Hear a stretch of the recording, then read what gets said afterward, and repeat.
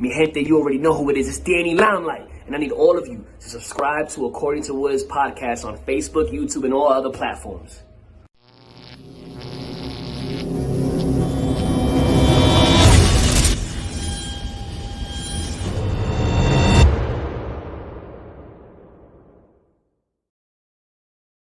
What's good, party people? This is According to Woods, and I have the honor and privilege of talking to my friend.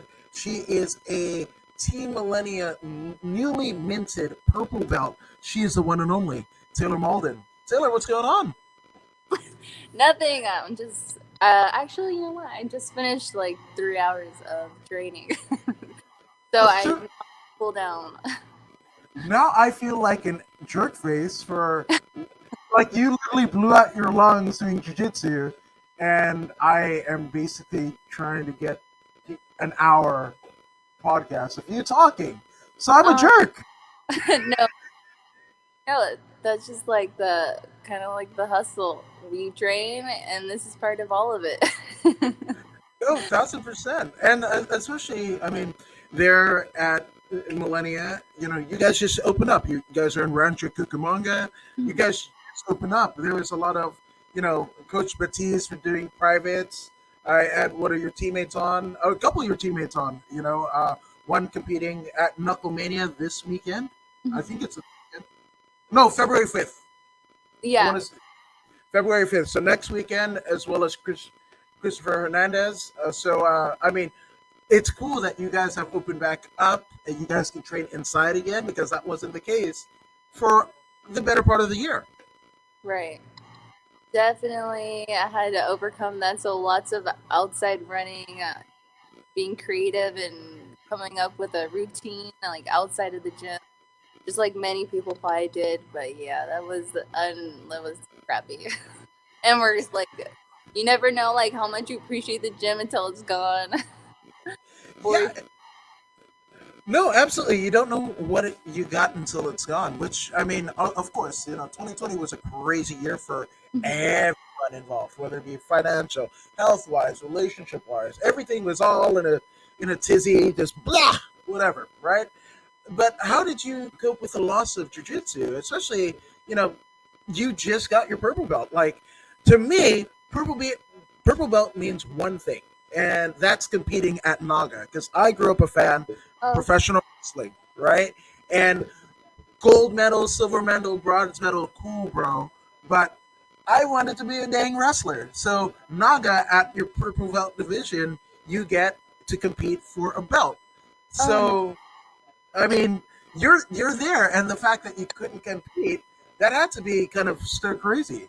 You know what's funny about the whole thing, though, is that prior to COVID, I think I was like primarily focused on striking, and then COVID, the whole pandemic thing, made me like dive into jiu-jitsu for some like that sounds like a total contradiction, because you would think you would want to stay your distance, and striking would have been like you're able to do that, but somehow that's just the way that it worked. But then again, like I don't know, well, Submissions on the Shore, they did the the tournaments, and so that for an amateur, what else was I gonna do?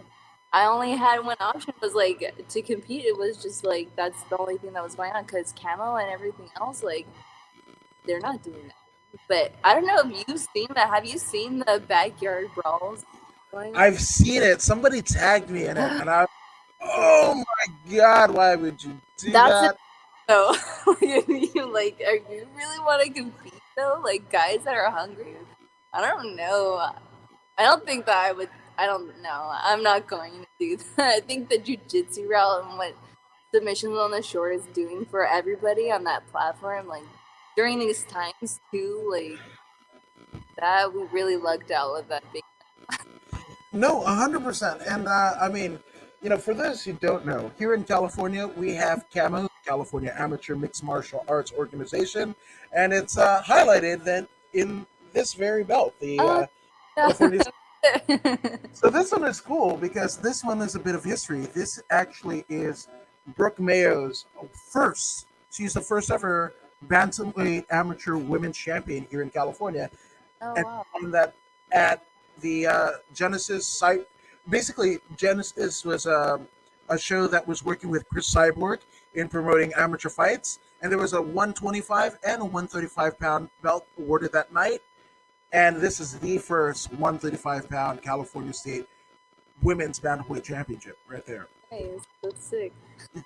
So I mean that's kind of the route that you go as an amateur fighter here in California. But not having that, right?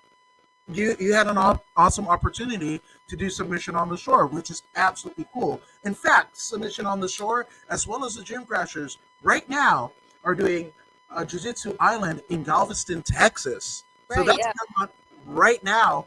It's Jiu-Jitsu Island. It's submission on the shore. It's the Gym Crashers 3-on-3. So I mean, it's really cool. And just to kind of put it into perspective, somebody who competes and wins any of those competitions, they will probably be paid more in that night than the entire career as a fighter in camo, because again, it's amateur mixed martial arts, and you don't Yeah, you're get not paid. getting paid at all.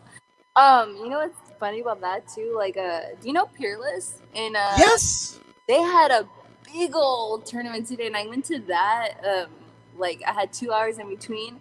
I went to that, and that was actually the level of jujitsu going on over there was like mind blowing. You could just tell, like, there's levels to this, and even at the blue belt level, to see that kind of stuff, I was like, oh my gosh. But that also was open weight class, so when you have that, you can see where like technique and like your aggression, like if it's just all together on one person, it was amazing. No, 1,000. No, I agreed. Even at white belt level, right? There are white belts, right, that have, literally NCAA wrestling. They might be a world champion judoka, and you just never know what's disguised in the white belt level. They're just not white belt. They're white belts in jiu-jitsu, but in another discipline, it's something completely different. So, Whole it, nother. yeah, it's kind of scary. There's monsters everywhere. Yeah, that was honestly. I wish they didn't live stream any. I think like at times they were, and that's why I was like, me and this other girl, I was like, dude, let's just go. We have time. Let's go down there. It's like 15 minutes away from here. Let's go run and watch it, and we'll meet back here in enough time. And we were able to, and we caught like the semifinals and finals, and then they had one super fight, which was also good. But you could tell like they were like two different classes. But the bigger girl did win, so you can't really say that technically saved anyone in that one. But it was good. It was a good match. And she was a young girl, too. And I think the other girl was, like, an adult. Wow. So it was nice. It was fun. I love watching, it's like watching football or baseball. Like, watching on TV is one thing. But going in person, it's a whole nother experience. No, 100%. Which I gotta ask, like, jiu-jitsu, MMA, all of it. It's kind of a weird and wonky road to kind of go down. There's easier ways to make a living, So I mean, and that's kind of the part of this is doing interviews and podcasts. Is like, I love it. I am not convinced why I love it. Like, I kind of get it. Horrible, but huh? it is. It's horrible. It is. Addicting. It's so horrible to love something so violent. Yes, but so I guess how did it all begin with you? As Lisa probably mentioned on your guys' other podcast, that it was like a family thing. We did it as kids, and it kind of evolved or manifested into where we are now. But our dad is crazy. Like, our whole family is absolutely nuts. And it just was in our nature, and dad just was like, wouldn't let us quit. If we wanted to quit, he'd like, you're coming. Actually, you know what? Go run right now. You want to quit? Go run. We'll see when you want to quit then. Like, after you really, like, physically want to quit. The whole mental thing, not quitting. Jesus. That's And then, I mean, for those that don't know, I mean, if the Mauldin last name sounds a little bit familiar to you, and you mentioned Lisa, I mean, you are the sister of LFA veteran Lisa Marie Mauldin, right? Yeah, I sure am. Well, I have an older brother. His name's Christopher Mauldin. Well, actually, my whole family's bigger than just the other two fighters of the family, but they're we kind of stuck with it. His name was Christopher Mauldin. He's competed in Muay Thai, and then Yes, I know. Wait, that's your brother? yeah, that's my brother. He's married now and has one child with his wife, and he's like happy, well into a career. And me and Lisa are kind of the ones left, still trying to make something for ourselves out of the sport. And so we're just the last two. It's funny because we're the girls too, so I don't know. That Well, I did something right. that did something impeccably right, man. Yeah. That's amazing. So, I mean, at one point, because of obviously, train and then run, right? But there's a lot of things that you could apply that to, right? You could have done, cross country, running. You could have done a lot of different things. So, no, not at all. No, you're fighting. Like, you know how Taekwondo, you have katas and all that stuff and point sparring. Like, they also have, like, continuous sparring. It's way shorter than, like, the rounds or anything. It's, like, I think it's, like, 30 seconds or a minute round. But that's the thing, like, growing up, our dad was always like, that's where I want you to be good at. Like, I don't care you got first place in a freaking kata. He was like, no, I want you on stage. Like, that wasn't good enough. So every time, every tournament we were on stage, it was kind of like, still love you, but you need to try harder, go run harder, do something better, or just go to the gym more. Or, there was always striving for the best. And it's just, really, can you be the best? Like, do you ever get to that point even when you aren't, like, on that top level? You're always striving for more. I mean, especially now you see, like, yeah, you have one belt, but can you get multiple division belts? Like, it's never enough, and it just gets more and more competitive. So, I mean, did you grow up in the Rancho area? Because I know you're there, and then Lisa's in Orange County. So, I mean, where was home base for you at? I would say we spent a majority of our time training in the high desert at White Tiger Martial Arts, and then we moved down into Rancho, and then we made that transition to Millennia, and I've kind of stayed at Millennia. I moved out of my parents, and then Lisa also moved out, and we kind of just went two different directions. Lisa went OC, and then I just stayed in Rancho, and that's kind of why you see Lisa at Oyama's, and then I'm here still at Millennia. But me and Lisa still train together. She'll come back over to Millennia, and we still cross train and get good training. Yeah, but the thing about it is, you guys went two different ways, but still ended up individually training at two elite gyms, right? Betis Montori at Millennia and Colin Oyama at Team Oyama, like with cross training of like Tyler Wombles and Classic, and then Chuy Gutierrez and Raw Talent and everything like that. So, I mean, you guys did pretty damn good, I think. Actually, I train under Romy. Batista's kind of done his own thing at another gym now. They're no longer... Batista isn't with Millennia anymore. Oh, I didn't know. Yeah, it's okay. Romy is my head coach, and Batista actually, I think you want to say he's at some gym that starts with like a C, like Piñata Valley, I want to say. Then he's at Evolution as well. But Shriza still comes down. We train together like twice a week, Monday and Wednesday. So we still, all of the old teammates we're all still cool. So it's still nice. We're still family.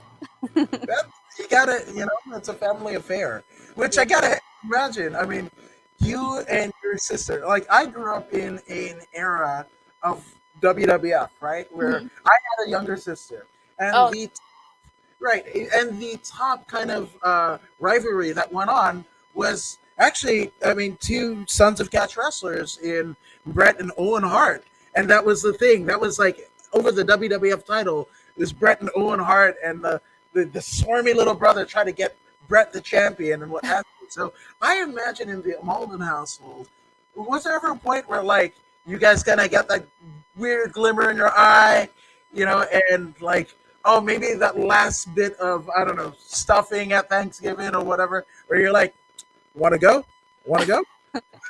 Not as adults. Not as adults. I cannot say we didn't do that as kids, but yeah, we did fight for sure. We did that. But then you know what? I remember one time we did fight and I tried doing one of my karate kicks. I'm so stupid. It's just not the same. I remember like throwing it and it did nothing. And I was like, God, this is stupid. What am I doing? It was so dumb. But you're kids and we just like probably laughed it off like, whoa, that was dumb.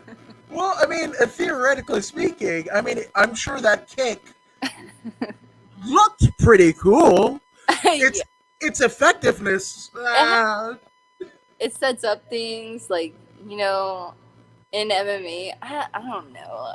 I don't know. I kind of don't like karate in MMA, but you see some crazy knockouts. So I won't be sleeping on the karate or taekwondo in MMA, but I don't know.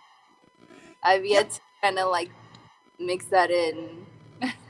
Well, yeah, I mean, you've got like Wonder Boy, you've got, I mean, GSP and Yoda Machida. Yeah. So, I mean, that's the thing with MMA.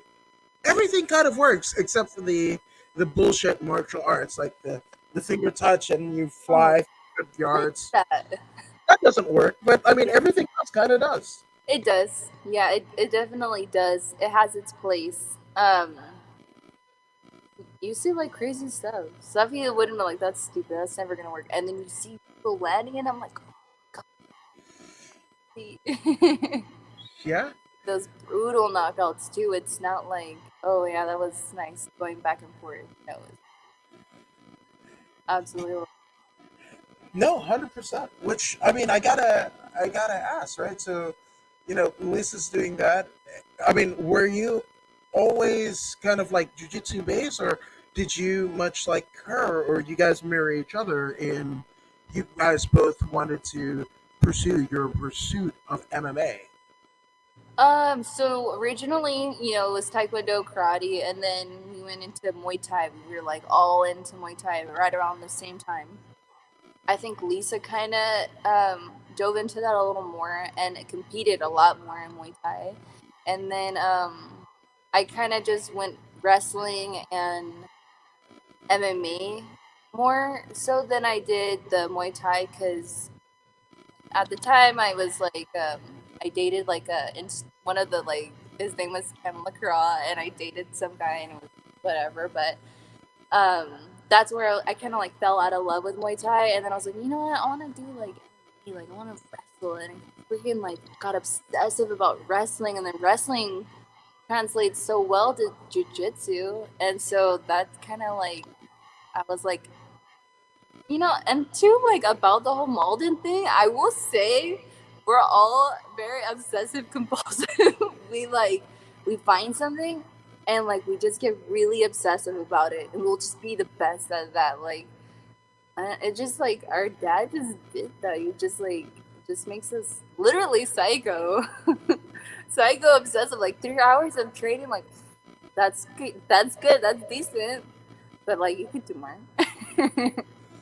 That's not that. Yeah, but I mean, it breeds champions, and that's the thing, to kind of anything, whether it be in business, whatever you do, you kind of have to be crazy and all in to achieve any bit of success. Mm-hmm. It's like we're all like that. Either I'm in it like 100%, or I'm like totally not in it at all. Like there's no, I'm halfway in the gym just getting through practices. Like, no, I'm here, I'm doing like 4 to 5 hours, or I'm not coming at all. Like, it's either we're doing this or we're not doing it. But I mean, your dad's got to be proud, right? Oh yeah, my dad's proud. My dad's happy. I think our dad is like, he's just sitting back now because he's older and we're older. He's sitting back and letting us do it. like letting us kind of take the control and seeing how we do. So it's nice, and I'm sure he's proud of us, especially if Lisa's done really well. I'm actually really excited for her because she just won her last fight. I think it was LFA. Yeah, it was. Dominated the whole time, in like ground and pound and on her feet. And so I'm just waiting for the like what's next, because I think she just finished her last fight with him, and so I'm hoping to see her on another big show like that. It would be nice. Well, truth be told, like the last MMA thing that I went to before everything shut down was at LFA in Costa Mesa, where she fought. Which fight was that? Oh, man, I'm bad with numbers, but it was like, I remember it was Lisa fought Vanessa Demopoulos, who was the first LFA champ, and then Loveth Young fought, and then Sam Hughes fought. Like, all of them kind of fought, and then they're all kind of in the title picture. Yeah, right now. Loveless. That girl just won her last fight. Yes, she did. Yeah, she just recently turned pro. So I kind of want to see like where she goes, because she fought another girl that was also really good. I know her Instagram name is like Renee the Bean or something. Oh, Rinbin, yes. Bean or something like this. Yes, Rena Norville, who has been on this very show. Rena, I like her. She's cool, and I'm not gonna lie, I was kind of like rooting for her to win that last fight. I was so sad she didn't get the win, but that was a good fight. It was, and it's weird with the both girls are good, but I was rooting for her because she's local. Oh yeah, well, I mean, theoretically speaking, right? So so Rena Norville, as well as Shane Crutchin, her husband, who's a Bellator veteran. And a Marine veteran as well. But I mean, they both on the show, both friends. But it's kind of crazy how the LFA kind of title picture in the strawweight division, because I mean, at that fight there was no title. Like, and that fight, but that had to have been. I think that was Is her name? What is her name? I know her. Renee. Rena. Rena, okay. Yeah. That was her debut? Was that her? Yeah. So basically, when I went to that LFA, right, Lisa competed, Loveth competed, Sam Hughes competed, as well as Vanessa Demopoulos, who went on to become the first champion. Then Loveth knocked out Rena in Rena's debut, because Rena also is a former California state champion, right? Then, she's I was there when she won the title at Sparstar. She won the Sparstar title as well as the California state title. Mm-hmm. And then you have Sam Hughes, who didn't win the title. She was in that fight against Vanessa Demopoulos for the first LFA title. She doesn't win, but out of all of the four, she's in the UFC, and then the champion is Lupita Godinez. Is she coming from like a wrestling background? Yeah, Lupita is definitely a wrestler, right? And it's that girl Helen, like blonde girl, and she was in the Olympics as well. Yes, that is her. Good. I know, like, she's the one that got into the UFC. Well, no, you're probably talking about Kayla Harrison, I think. Oh, no? That girl's cool too. Yeah, she's really cool. No, but Lupi Godinez, who is of Mexican descent and migrated to Canada, she's the current strawweight champion of LFA. But she definitely does have wrestling prowess, because essentially in that title fight with Vanessa, Demopoulos, Little Monster Demopoulos, she couldn't hear. She was on the opposite end of the LFA octagon, and she couldn't hear her coaches on the other side. So she scoops up Vanessa Demopoulos, who is the reigning champ, and walks her on the other side of the LFA octagon, and was like, "What, coach?" And then slammed Vanessa Demopoulos. It was the craziest thing. That's messed up. You gotta do what you gotta do. You got to do what you got to do, you know? So, I mean, I was the other girl though. I'd be like, you put me freaking down. You put my ass down. I would been kicking and screaming the whole time. oh, yeah. But, Vanessa Demopoulos in her own right, in addition to being the first LFA, again, you can't be the first twice, right? She was the first champion in LFA for the women's strawweight division, right? So she's a Brazilian Jiu Jitsu brown belt, and she trains down there in OCE. She trains up in the valley of LA at Saxon Muay Thai, along with, Tabitha Ricci, who won last night, Alan Joban, and wait, where is that at? Saxon's in Van Nuys, I believe it is. Oh, okay. Yeah, so that's all California right there. And then she even cross trains at Black Alice, which is in the South Bay region of LA. So she's just like, it's just great how I think California, we have a lot of talent here. California is like, I don't want to get in trouble, but it's like the mecca of the US, I think. No, you get no. I know other things maybe not, but MMA and Jiu-Jitsu. Everything, right? Because, we get the best Muay Thai from Thailand. We get the best Jiu-Jitsu from Brazil. We get the best catch wrestlers from England because we have sunshine.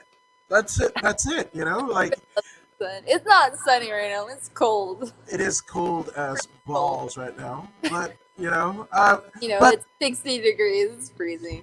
1,000%. But then again, Florida is kind of nipping at our heels, right? Because they've been able to open up, right? Because all the talent that we have here in California, we haven't even been able to show it because there's been no shows since, I think LFA was that last show that actually went through because Lights Out Extreme Fighting was supposed to be here. Yeah, here. Yeah, that makes sense. Yeah, that was honestly the whole COVID thing. Like, I think people have not even talked about like how hard that's hit California and like athletics, like specifically athletics, and because we're doing good, but it's all right. Hopefully soon, right? We'll open back up. If not that, then backyard fights, I guess. For now, or just it's not so underground, but like a lot of like the jiu-jitsu community has kind of came together and low-key have been doing like secret undisclosed location tournaments and live streaming it for the general public so we could still have that is awesome. Like strikers, like you gotta step it up. We can do better than the backyard, guys. We can get a little more organized than that. But overall, yeah, it's a bit crazy, but I think it's the adaptability, right? And especially as a mixed martial artist, right? That's the bread and butter, right? How well you can take from different things, mix it all together, and present a product that will hopefully either submit or knock out your opponent. Oh yeah, and then if you're a martial artist, like you do adapt. You adapt, overcome, and then get better. So if you're not about it, then you're not about it. And probably never we're gonna become anything. As much as you want to tell yourself, like if you weren't overcoming the whole COVID thing, then I don't know. You really had to do it in the first place. But it's the cold truth. It is. But it takes it's cool to, hashtag champ shit only, right? Oh, and it looks great until, I remember there was a person that I knew and they would shadow box, right? But and that obviously before COVID happened, going to an amateur card, whether it be, Spar Star, Epic, IE Fights, you name it, whatever, right? And you would see next to the bracket, unaffiliated. Like Fighter, 0-0, unaffiliated. Because that is the person who's like, oh, I just saw a YouTube video. I'm going to go on the Camo website and I'm going to purchase a license and I'm going to fight and show my friends. And I get scared so much because, again, you don't know what that person is coming with. Now, there are examples where it's awesome when they're NCAA wrestler, they're military grappling of some sort or whatever. And that's cool, right? But then I remember being at Sparstar one night, and this is after everything has kind of shut down. And this guy on the postlims, a debuter, he got knocked out. Like, couldn't remember his name. It was scary, very scary. And they were trying to get him to the hospital, whatever, and he didn't know. He didn't remember what his name was. Couldn't find ID, whatever. Right? Yeah. And then, like, at the end of it, like, the Sparstar crew, we kind of get together to, what happened and whatever. And we're still trying to figure out where this guy is going, what hospital he's in. And this lady comes in with a baby and is like, have you guys seen my husband? Somebody said, what happened? It's like, wait, who's your husband? And then she said his name, and it was the guy. And turns out he told his wife that he was going to gamble. She didn't even, because it was Commerce Casino, right? Gosh. Wait, how did that even happen? Like, you have to have a freaking Camo license. Yeah. You pay the fee. That's some weird shit. That's meditative, like, on this day I'm gonna be like, let's go to the casino, babe. Let's like book a trip, and at this time actually all day I'll be gone. I'll meet you at the room probably midnight. Yeah. That's crazy. Well, see, this is the thing. She dropped him off, right? Thinking, oh, he'll be gone a couple of hours or whatever. When she didn't hear back from him, she was like, okay, what's going on? And then I think she went to security, and the security, basically pointed her in the direction of Sparstar staff, which luckily we were sitting drinking beers, like in one of the rooms and everything. Otherwise, she wouldn't have known where her husband was at all. And he couldn't remember. That is bad. That's like not too far off from like the Gladiator Challenge stuff, and that's some tea. Yes, I think a little bit spilled over there. I mean, that is like so bad. That's so sad. Yeah, sad. But it happens. It happens. Which were you able to before everything shut down? Were you able to compete in MMA? So I did compete. I competed. I've done like Muay Thai, and I've done one MMA fight, and it was like, I think I won it in the first round by armbar, and at the time still was just a striker. Like, I went back and I watched it, and I was like, oh my god, what a shitty armbar. But well, I got the win. And I did get the armbar, so it works out for the both of us. Hey, I mean, theoretically speaking, if you were able to pull off a shitty armbar, equally too, that person had an equal shitty armbar defense. Yes, true, touche. Yeah. Yeah, that card was that was CFL, and you mentioned you mentioned CFL on Lisa's podcast. Yes. Yeah, they had a good show. We actually they really took care of their amateurs. I appreciated that. That was nice. We and actually, you know what? My boyfriend fought on that card. We fought on the same card, same night. We both won, so we both got really drunk, and we had a nice time. That was one of the good times, for sure. We look back at that. We're like, yeah, you remember that time we went just on a. We've done that a few times. We did that one, and then there was one other time we were driving to the gym, and I was like, Dino, there is something going on in the San Diego area. It was one of those it's like a contacts, like they call it like light sparring or something, but it's like a tournament thing. But have you heard of it? It's like it's Muay Thai. But I was just like, actually, let's just go. And I had my oldest daughter with me, and I said, and she went with us, and we did it. We both went on that one too. It was nice. We were going to go far, and we just like, no, let's go. We didn't cut weight. We just showed up. Which is, I mean, that's not entirely different from that Star MMA story, but I mean, you had some training behind you too.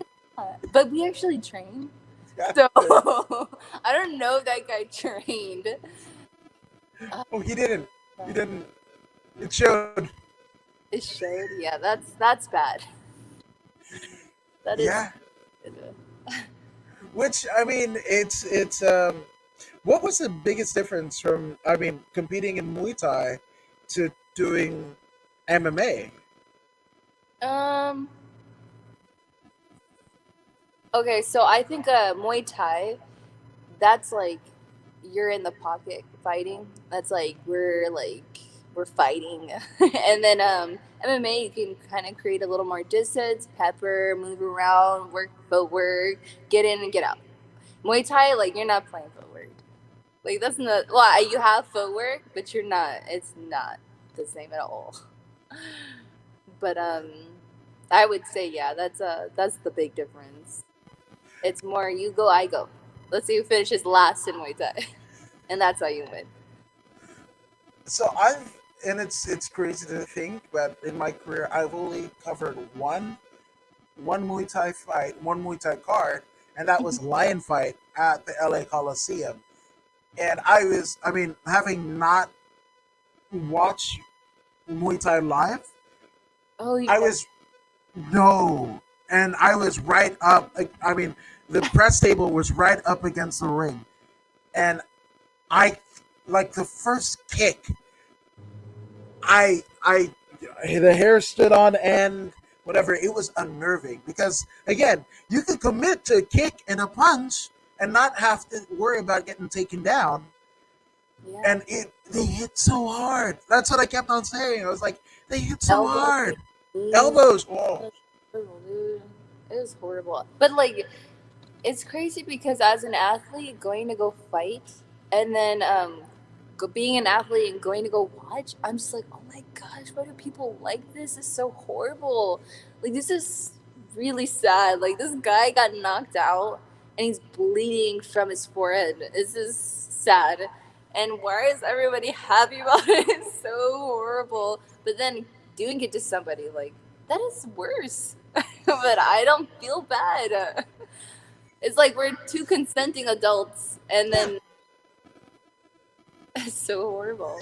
I don't feel bad at all, though. No. The armbar, like I did talk to the girl, and I said, hey, I just want to make sure you're all right. And then she wanted to run it again. She wanted to fight, and I was like, all right, like, wow. Like it's all good. That's a Bushido mentality, and we mentioned CFL, shout out to California Fight League and Joe Daddy Stevenson, Brian Spink. I mean, this is Jason Guaza, just a wonderful promotion. And I mean, talk about Phoenix out of the ashes and the true kind of like essence of, this community, because CFL had NBC Sports and all of that jazz. And then their arena with all of the equipment essentially burnt down. All of the equipment, everything burnt down and everything. And then they came back, I want to say it was last year, and they came back rip-roaring and ready to, of a vengeance. I think one of the last, CFL shows, they actually did a joint kind of concert. They had a concert in the day with suicidal tendencies. Yeah. I had a teammate that fought on that show. It was Mariah Miller, and then yes, I don't know who she fought though, but I didn't get to go live. I didn't go in person, but I watched it on the live stream. I love it when people do that. Yeah, the live stream is nice, a nice little option for people. Absolutely, and especially being able to go to different promotions, right? Where CFL, Star, Epic, they have like big production values and all of this jazz. And then you go to like, knockouts in Long Beach at the Metroflex. And it's just like, this is as rocky as it gets. This is as like, in your face. This is what it is. Kind of like gritty. But it's awesome too. And just finding out what if the concept of MMA, this is what it is. I think this is a renaissance, right? Where what the promoter sees and how they want to present it, how the coaches basically present their fighters, the game plans that they institute, all of this stuff, all of these, the photographers, how they want to shoot it. Is it in a circular cage versus a, more octagon process that goes into that? I really honestly like CFL did a really nice job. Submissions on the shore, like they're doing something right. They're like, I know submissions on the shore. What I like about them is that it's more like wrestling. Like they are forcing the takedown, whether you're getting it first or you're going into the overtime and you're winning that way. I love that they do that because it makes it so much more exciting. And then like the way that CFL did the concert thing, like that was cool and unique. So they're making it their own way. And submissions on the shore, they're always by the beach. So yeah, I like that too. I think the last time,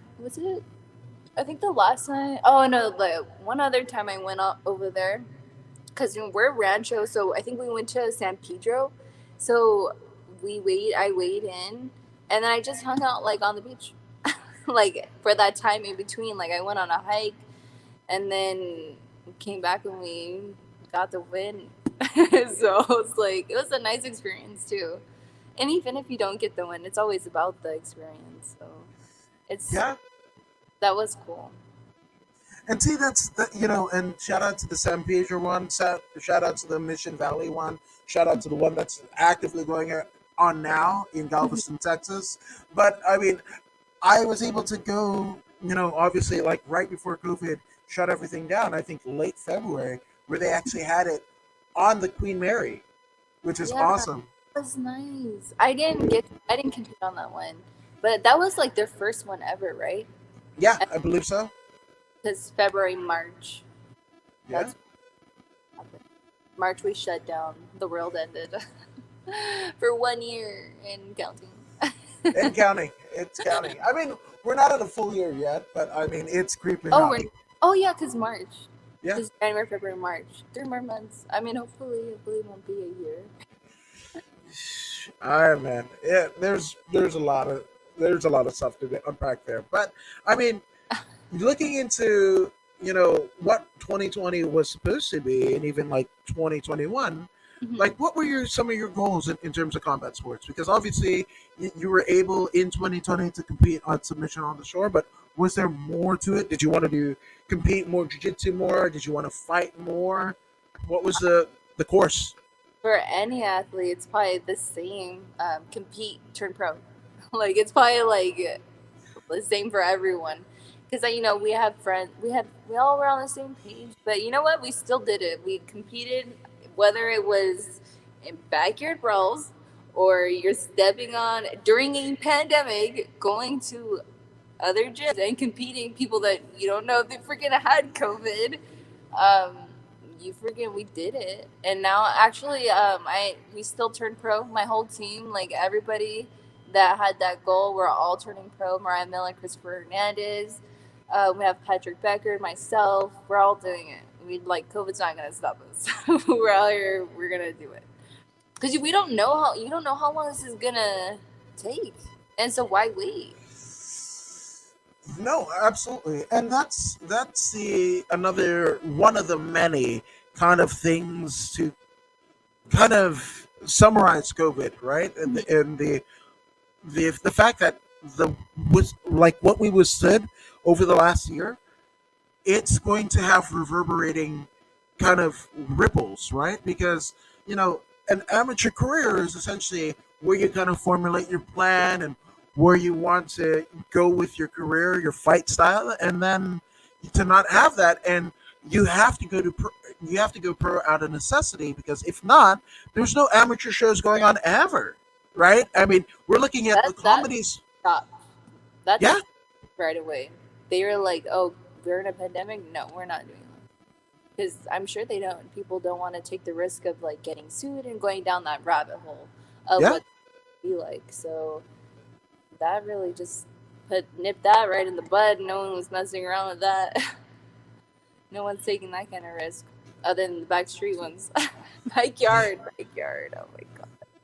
That's where we've gotten in 2020. Like, I thought for sure, like, I've been looking at like Back to the Future, like flying cars, flying skateboards and whatever. Yeah, we got backyard brawls is what we got in the future. And like, I guess Redditors, taking on Wall Street. That's cool too. That's still going on. Like that's not over. Whatever is going on, it is just started. People are pissed. That's gonna be the next protest. It's not like it just never ends. I've got some Bitcoin. Not Bitcoin, but Dogecoin. I'm on it. Wait, what is it called? Dogecoin. So Bitcoin is the one that's like $40,000, right? But like Dogecoin, which the founders of Dogecoin just thought it was hilarious and was like, we're going to create this cryptocurrency and it's never going to mean anything ever, right? So the same people that are pissed at Robinhood for blocking trades and all of this stuff and bankrupting a lot of hedge funds and everything like that, they're like, oh, Dogecoin? Guess what? We're going to go ahead, and this thing is like fractions of a cent. We're going to team up and make sure this goes to $1. So if you have Dogecoin and you purchase it on literally like less than pennies on the dollar, they're turning it into dollars. Yeah, yes. And that's like this coming week. Oh yeah, that's big time. We all should go invest. If you can, you should. You feel like you do hear some like horror stories. Like the other day, I was talking to this guy. He said he invested $5,000 and lost it all. Start small. I'm sure he did, but you take that risk. He could have got 5,000, like invested the 5, and then it could have gone either way. Oh yeah, well it's like gambling. Well, the thing, stocks is gambling. Yeah, well, there's also God, I can't remember, but there's this options trading, right? The options trading is where people get like they go down the rabbit hole where essentially what happens is like bet like just to give you an example, my uncle, he said he put on a bet that this stock was going to get to $25,000. And I was like, whoa, like there's no stock that's ever hit one share $25,000. Cancel it now. And it's stuff like that, so bail, go now, right now, go bail, pull your money. Yeah, that I have like all the guys here, they're all into that. Literally, I'm not even kidding. We have a big screen on the mat, and Lorenz Larkin put the stock market on the TV while we're sparring. That's how into it people are right now. I'm just like, are you for real with this? Okay, we're not sparring to music today. We're sparring to the stock market. Yeah, that's some smart stuff, though. It seems like the right time to invest. If you're gonna invest, it's now. Some strange stuff is going on. It is, but we can take back the power, I feel. Yeah, that's definitely I think like whether you're Democratic or Republican, it always seems that each party is like, we're for the people, but then like the Reddit people, those guys, they're for the people. Oh, GameStop, you think it's going? No, let's start investing all of our money into GameStop and like shut it down. And freaking did. Oh god, it's so amazing.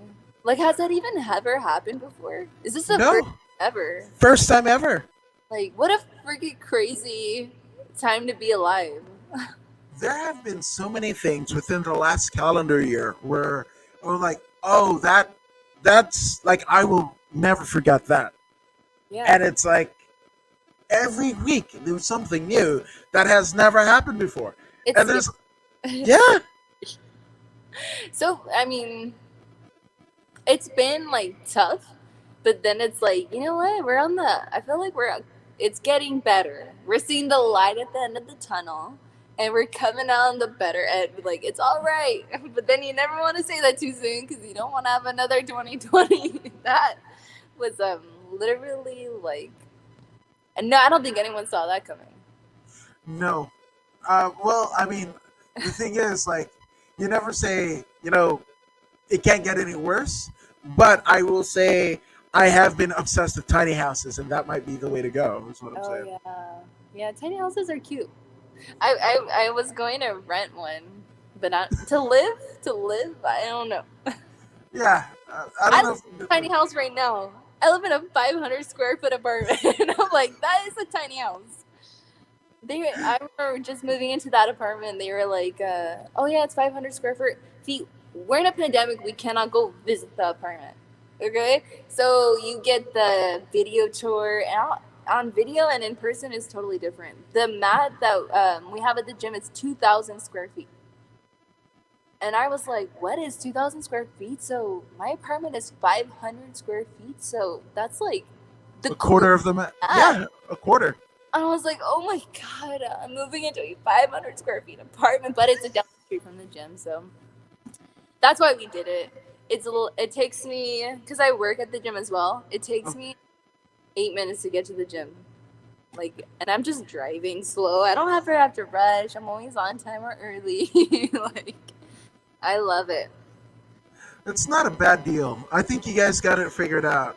Yeah, it's worth it. I was thinking about moving into a bigger apartment, but I like the convenience of being so close to the gym. So I'm going to probably stick with the 500 square feet for now.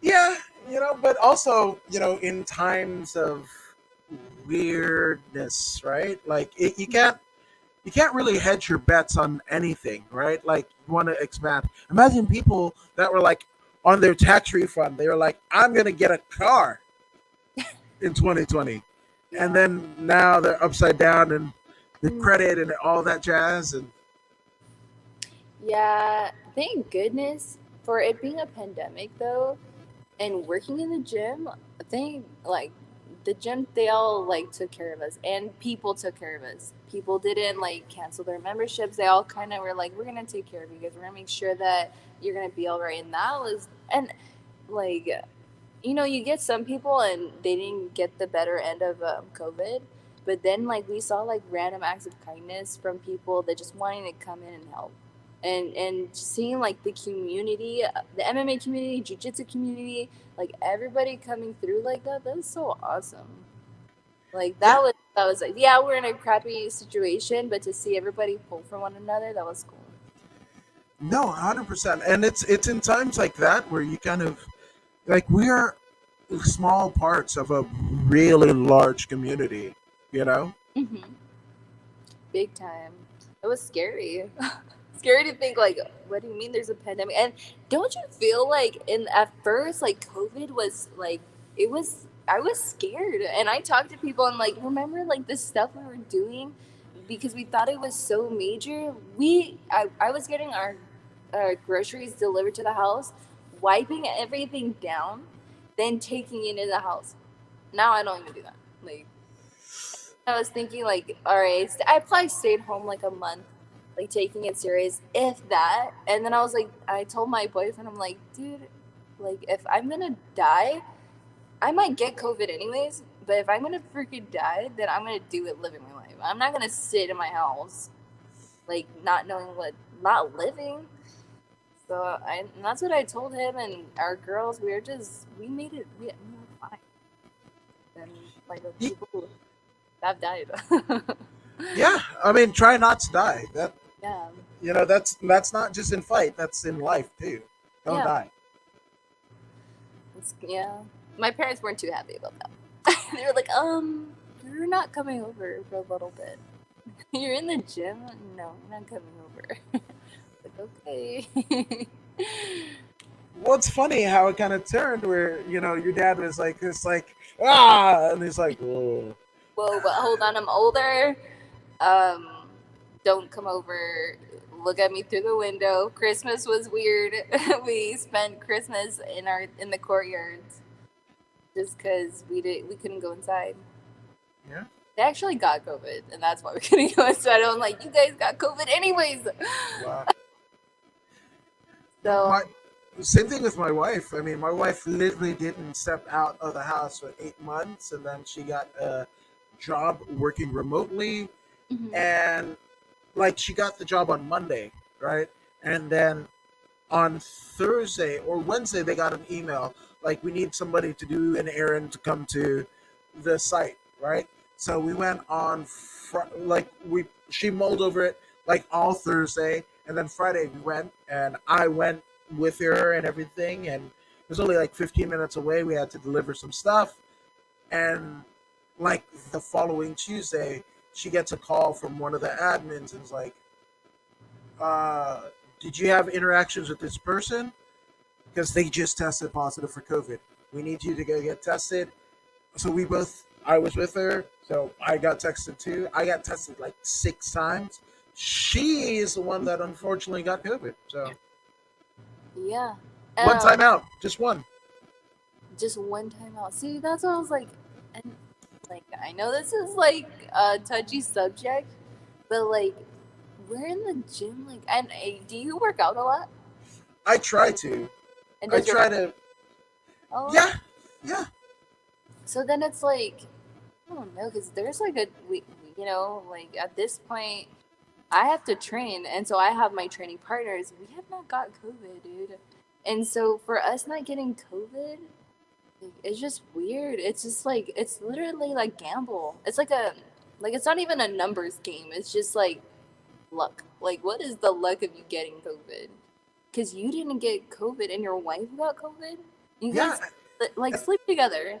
Yes, and I was closer to the infected person, than she was.